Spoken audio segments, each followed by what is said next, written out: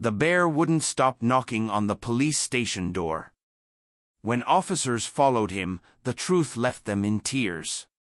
The wind howled through the small mountain town, whisking between the wooden beams of the police station as Officer Emily Carter sipped her lukewarm coffee. The early morning shift was usually quiet, the occasional call about a lost pet or a deer wandering too close to the highway. Today seemed no different, the dim light of dawn casting long shadows across the frost-covered streets. She leaned back in her chair, listening to the static hum of the radio, her boots propped up against the desk as she scrolled through an old case file. Jake, her fellow officer, sat across from her, flipping through a newspaper, the rustling pages the only real sound in the room besides the rhythmic tapping of Carla, the dispatcher, who was idly clicking her pen against the counter. Then came the knock. It was firm, deliberate, and unexpected. At first, Emily thought she had imagined it, the way the wind sometimes rattled the door just right. But then it came again, louder this time. 3 distinct knocks. She exchanged a look with Jake, who raised an eyebrow and set his newspaper down. "Bit early for visitors, don't you think?" he muttered, pushing himself to his feet. Emily stood as well, curiosity piqued, and moved toward the door.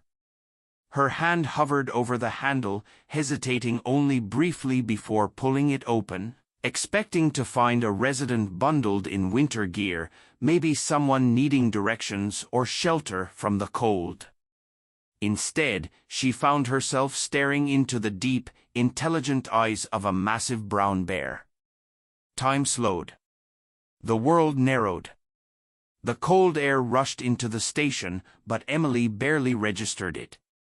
The bear stood just outside the doorway, its thick fur dusted with frost, its breath visible in the icy air. Its sheer size should have triggered instinctive fear, but something about the way it stood, calm, deliberate, held her frozen in place. The bear didn't lunge, growl, or retreat.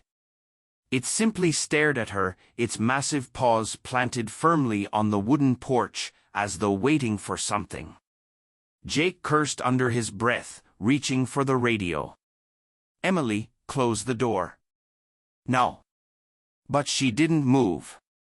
She saw something in the bear's expression, something more than primal instinct. Something pleading.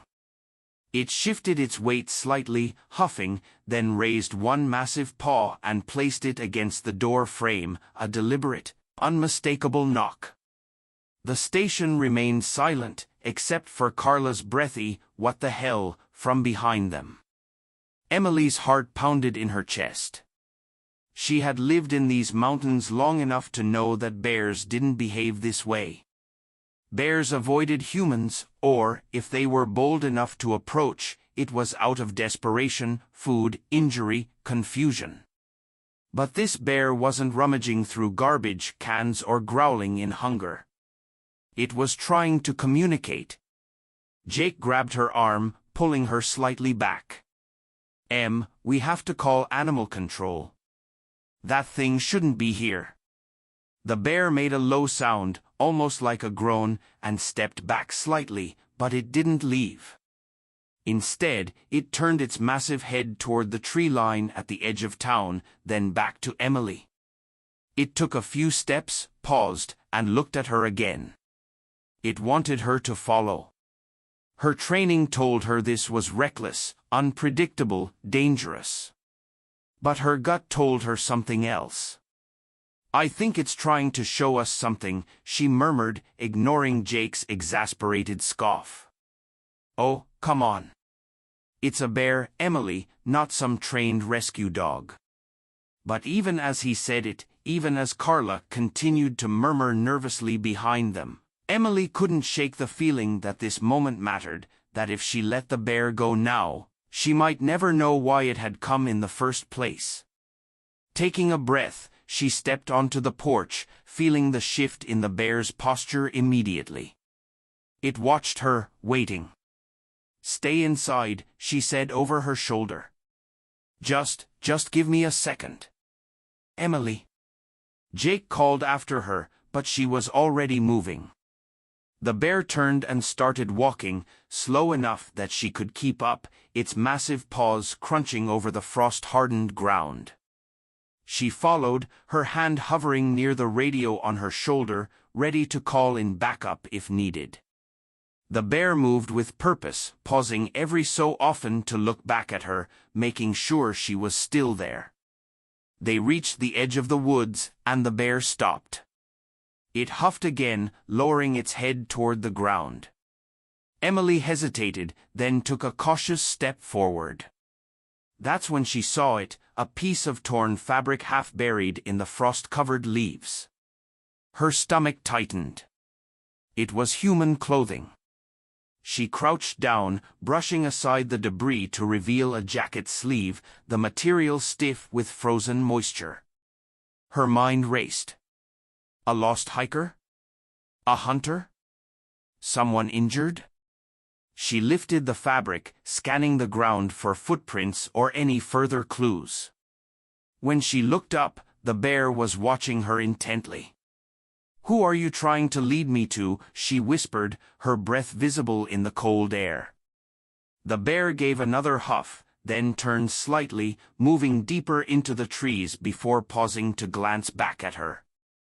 The message was clear: "Follow me." Emily swallowed, pressing the button on her radio. "Jake, I need backup. I think we have a missing person situation." There was silence, then Jake's voice, tight with frustration. "You've got to be kidding me." "Just trust me," she said, already stepping forward. The bear, satisfied, continued into the forest, and Emily followed. She pushed through the underbrush, her boots crunching against the frost-covered ground as she followed the enormous brown bear deeper into the forest. The icy air stung her cheeks, but she barely noticed, her entire focus locked on the hulking figure moving ahead of her. The bear wasn't charging or meandering like a wild animal normally would. Its movements were intentional, precise, as if it had a mission. Emily's heart pounded, her radio crackling in the silence as Jake's voice came through, tense and skeptical. "Emily, you need to turn around. No.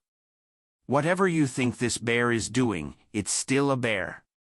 You're alone in the woods, following a predator." She ignored the sharp edge in his tone, her grip tightening around the radio. "I'm telling you, Jake, this isn't normal behavior. I found a torn jacket back there. Someone might be in trouble." The line was quiet for a moment, and then, with a sigh, he relented. "Fine. I'm on my way. But for the love of God, don't let that thing out of your sight." She barely acknowledged his words, her entire body tense as she kept pace with the bear. It moved effortlessly despite its size, navigating fallen logs and snow-dusted undergrowth as if it knew the path well.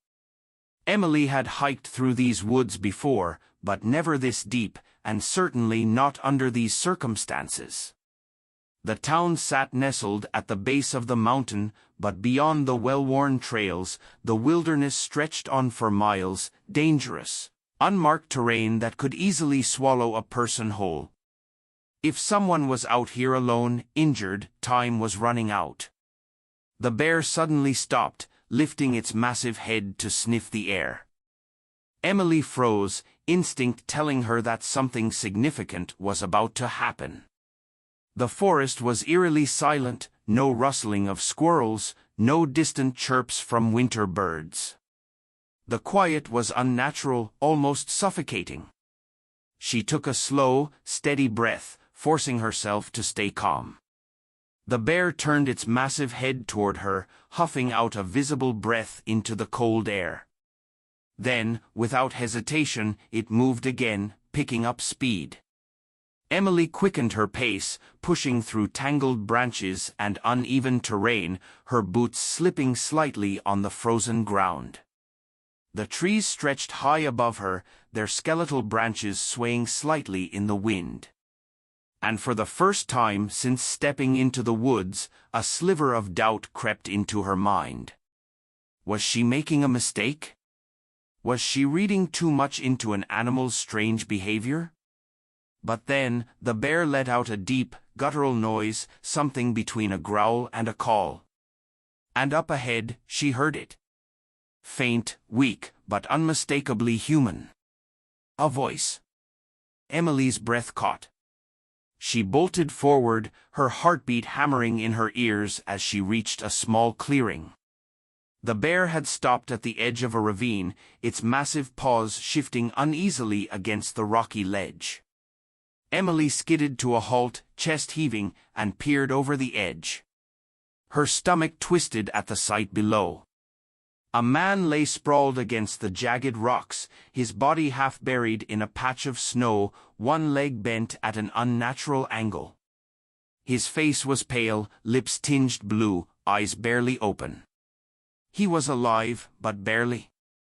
"Officer," the man's voice was barely more than a whisper, hoarse and weak.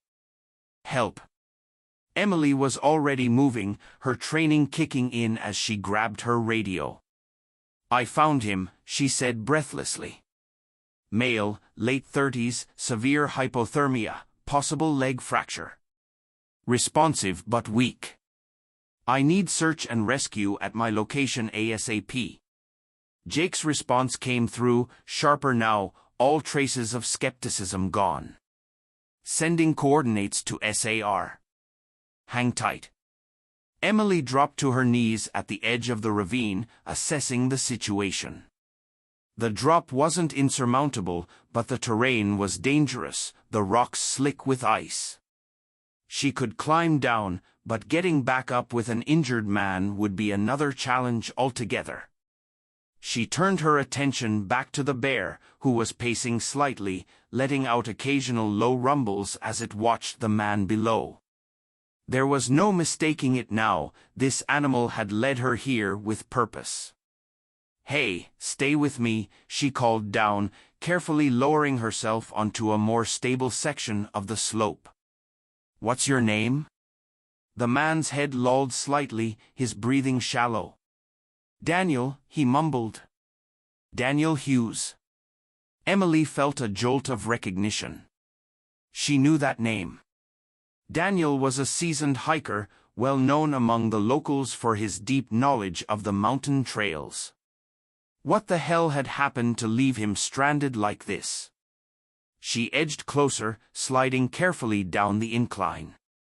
"Okay, Daniel, I need you to stay awake. Can you tell me what happened?" Daniel swallowed hard, his voice barely audible. "Fell 2 days ago. Wasn't sure if anyone would find me." His gaze flickered to the bear above them, a small, knowing smile ghosting his lips. "Guess I was wrong." Emily's throat tightened. She crouched beside him, assessing the damage. His leg was definitely broken, and his fingers were stiff with cold, but he was still conscious. That was a good sign. She tugged off her gloves, pressing her fingers against his wrist to check his pulse, weak but steady.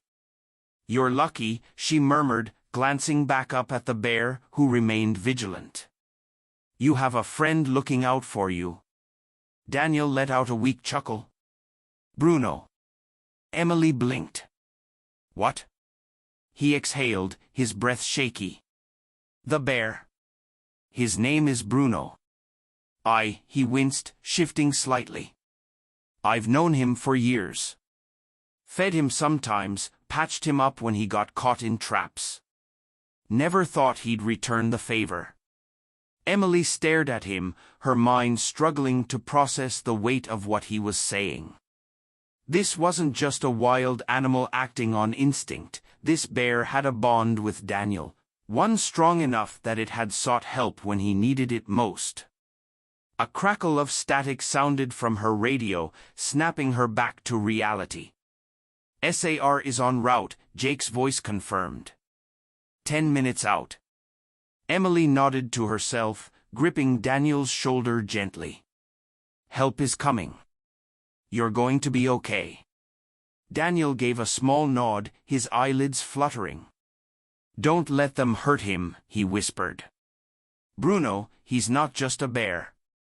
Emily followed his gaze back up to the ledge, where Bruno stood like a silent guardian, his massive frame outlined against the overcast sky. She felt a deep, unshakable certainty settle in her chest. This was no ordinary rescue, this was something else entirely. A story of trust, of loyalty, of a connection that defied logic. As the sound of approaching rescue teams echoed through the trees, Emily made a silent vow. Whatever happened next, she wouldn't let Bruno be treated like just another wild animal. He had saved a life, and now it was her turn to return the favor. The whine of an approaching helicopter cut through the silence of the forest, its rhythmic thumping growing louder as the search and rescue team neared the ravine. Emily kept her eyes locked on Daniel, watching the rise and fall of his chest, the tremble of his fingers as they curled into the snow beside him. His breathing had slowed, and she fought against the gnawing fear that hypothermia was tightening its grip. Above them, Bruno remained motionless, a statue of muscle and fur, his dark eyes never leaving Daniel's face. Emily still couldn't wrap her head around the fact that this bear, an animal that should have no reason to care about human affairs, had not only sought help but had refused to leave his injured friend's side. There was something unshakable in the way Bruno stood watch. Something protective. Something knowing. She exhaled, forcing her focus back on the rescue at hand. Snow crunched behind her as boots pounded against the frozen ground, and a moment later, Jake's voice broke through the stillness. "Jesus, Emily." She turned to find him standing at the edge of the ravine, panting, his face flushed with equal parts frustration and concern.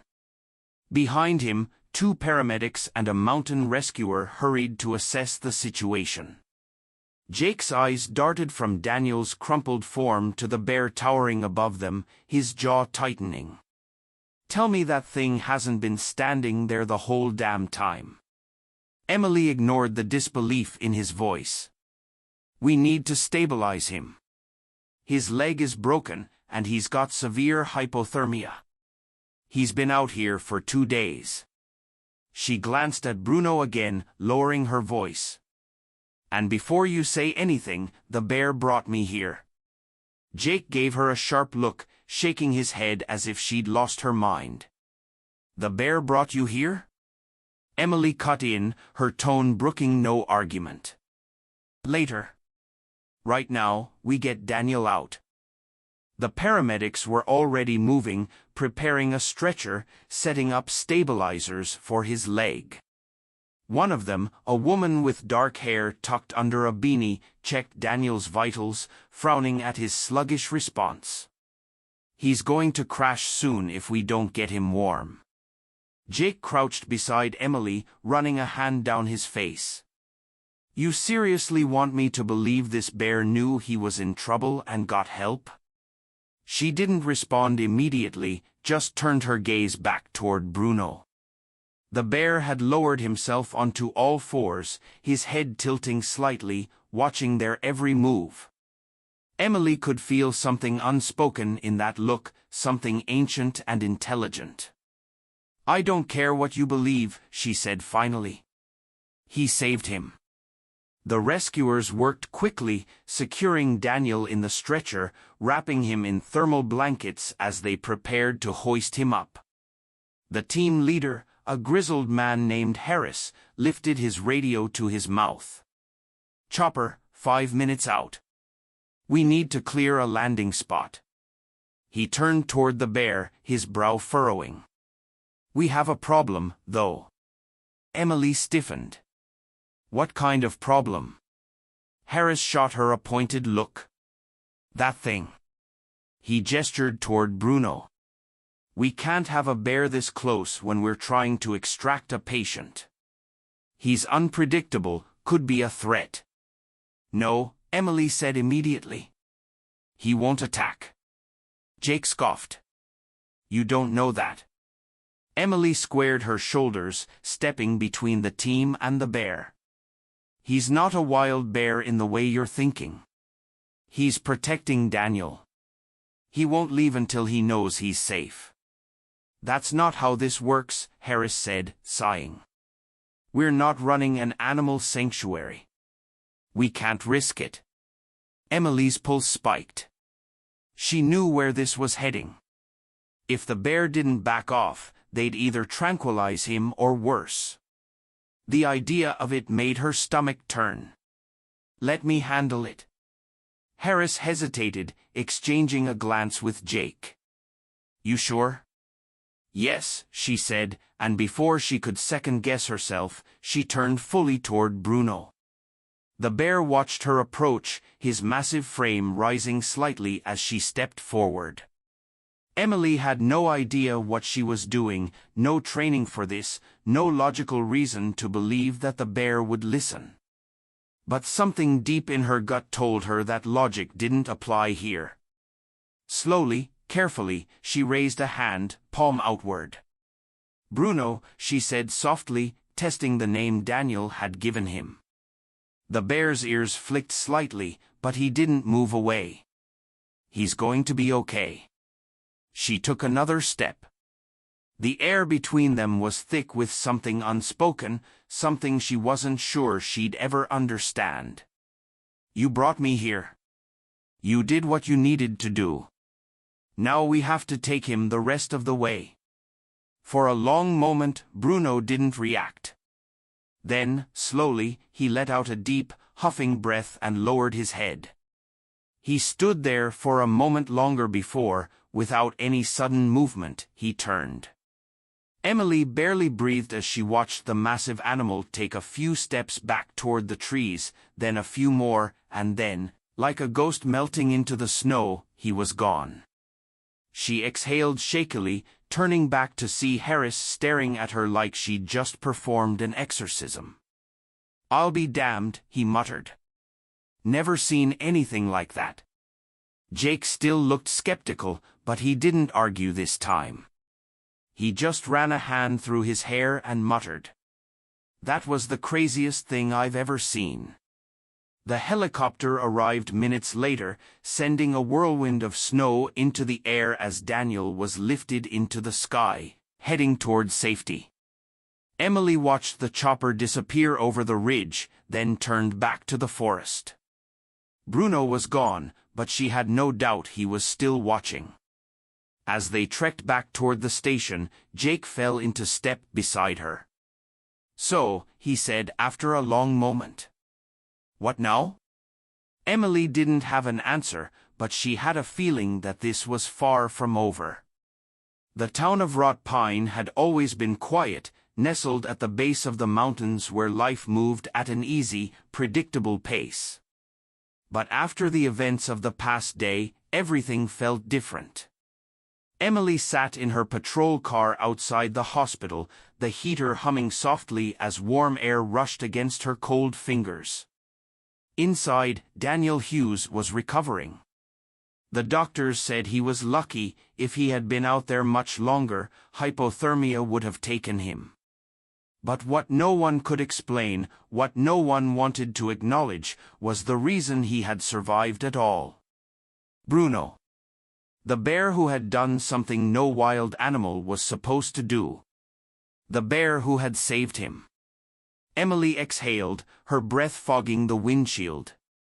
The rational part of her mind still struggled with it, but she had seen it with her own eyes, the way Bruno had led her to Daniel, the way he had watched over him, and the way, when she had spoken to him, he had understood. She glanced at the hospital entrance, debating whether to go inside. Daniel had been unconscious when they airlifted him out, and she had yet to speak with him since the rescue. She needed answers. More than that, she needed to understand. Finally making up her mind, she stepped out of the cruiser, the cold biting through her jacket, and walked toward the doors. Inside, the warmth was immediate, the scent of antiseptic thick in the air.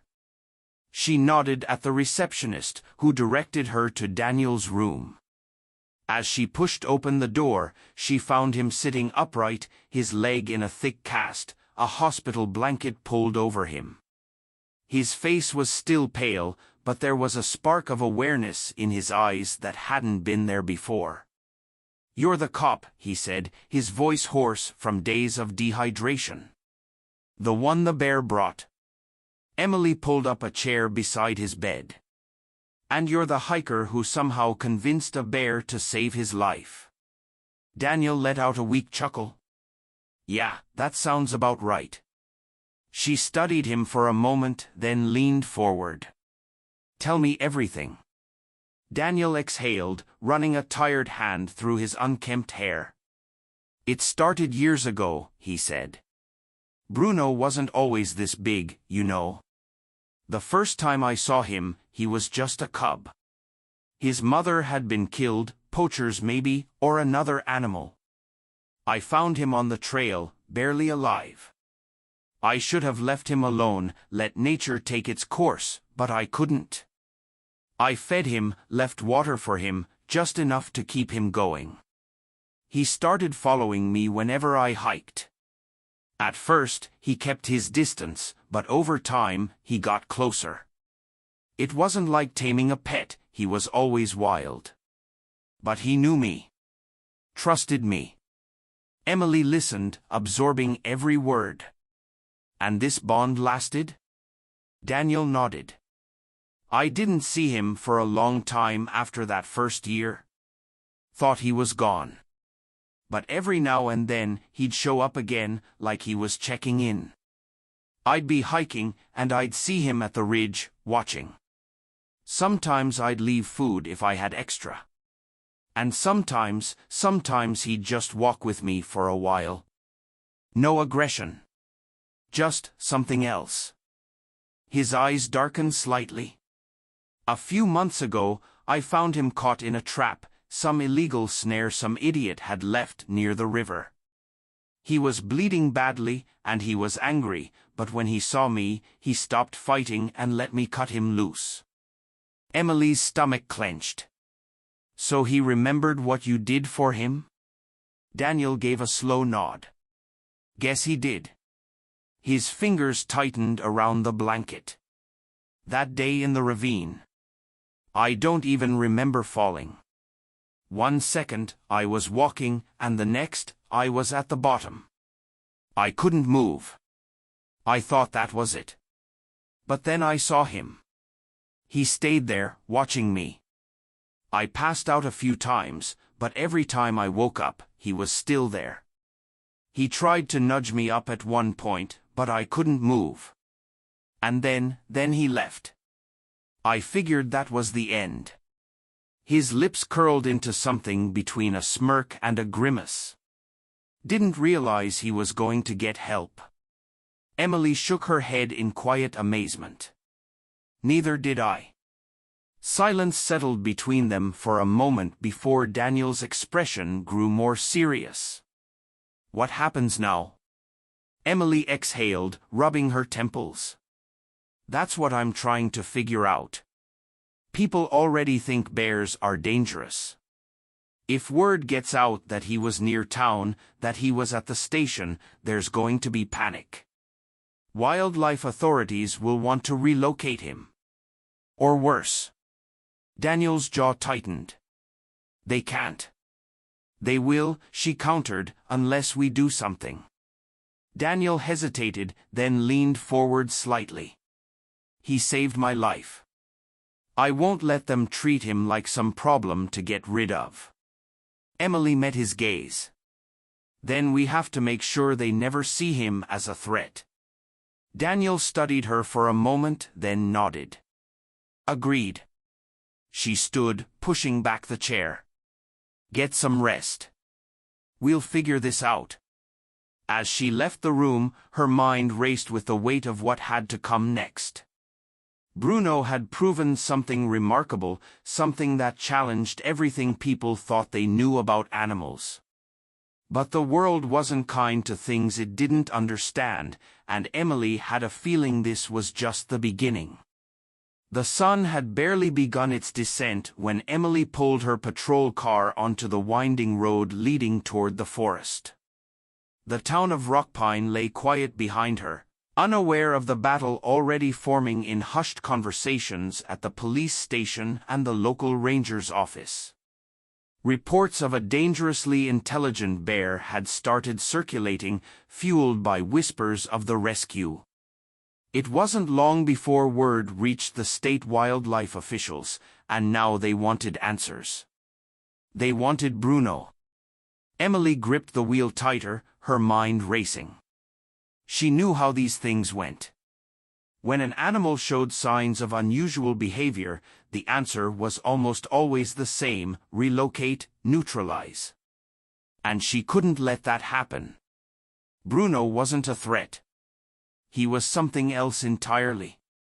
Something the world wasn't ready to understand. She parked near the trailhead, stepping out into the crisp evening air. Daniel was already there, leaning on a crutch, his face drawn but determined. He had barely been out of the hospital a full day, but when she called, he didn't hesitate. "Tell me we have a plan," he said, watching as she approached. Emily exhaled. "The Rangers are coming tomorrow. They'll track him if they can. If they decide he's too close to town." She didn't finish the sentence. She didn't have to. Daniel's jaw tightened. "So we find him first." She nodded. "We make sure he stays away. At least until this dies down." It was a desperate plan, and they both knew it. Bruno wasn't a dog they could call or leash. He was a wild animal, one who made his own choices. But Emily had to believe that if he could seek help, he could understand danger, too. She slung a pack over her shoulder and motioned toward the path. "Let's go." They moved in silence, the forest swallowing them whole as the golden light of the setting sun filtered through the trees. Every crack of a branch, every distant rustle, sent a jolt of awareness through Emily's body. She knew Bruno was near. She could feel it. The only question was whether he would come to them or if they would have to search for him in the vast expanse of wilderness. Daniel limped beside her, his face lined with exhaustion but his resolve unshaken. "You think he knows?" he murmured. Emily glanced at him. "About the Rangers?" He nodded. She considered it. Bruno had proven he wasn't just another bear. He had watched, learned, understood more than any animal had a right to. But would he recognize the threat for what it was? Would he know that the very humans he had turned to for help might be the ones to end his freedom? "I don't know," she admitted. "But I think he trusts us. And that's enough." They pressed on, following the ridge that overlooked the valley where Daniel had fallen. The wind carried the scent of pine and damp earth, mingled with something faintly musky, a presence. Emily slowed, her heart pounding. And then, just beyond the thicket, a shadow moved. A massive, familiar shape emerged from the trees, golden-brown fur catching the last light of the sun. Bruno. He stood still, watching them, his dark eyes unreadable yet piercingly aware. Emily took a careful step forward, her hands open, her voice calm. "Hey, big guy." The bear huffed, nostrils flaring as if assessing their intent. He didn't move toward them, but he didn't run either. It was a choice, she realized. He was waiting. Daniel, ignoring his injury, stepped closer. "Bruno," he said, his voice carrying something raw, something grateful. "You saved me." The bear let out a low rumble, something between a growl and a sigh, before shifting his weight, his massive paws pressing into the dirt. Emily swallowed hard, stepping beside Daniel. "You can't stay here," she said softly, almost pleading. "People are coming. People who won't understand. Bruno's ears flicked, and for a moment Emily swore she saw recognition in his eyes. He huffed again, turning his head toward the valley, toward the deeper wilderness that stretched for miles beyond the town's reach. A path he had once walked. A path he could walk again. Daniel exhaled. "You have to go, buddy." The bear didn't move right away. He lingered, watching them, as if making a decision neither of them could comprehend. Then, slowly, he turned. His powerful body shifted, muscles rippling beneath thick fur as he took a step away, then another. The finality of it settled in Emily's chest like a weight. He was leaving. She should have felt relief. This was what they wanted, wasn't it? But as Bruno paused one last time, looking back over his shoulder, she felt something else. Loss. Then, with a final huff, he disappeared into the trees, swallowed by the vastness of the wild. Daniel let out a shaky breath. "Do you think he'll be okay?" Emily forced a small smile. "He survived before. He'll survive again." They stood there for a long moment, staring into the darkness where their guardian had vanished. The forest was silent once more, as if it had closed itself around its secret, sealing Bruno's story away. Emily knew they had done the right thing. But as they turned back toward town, she also knew that part of her would always wonder. Would he ever return? Or had they just said goodbye forever?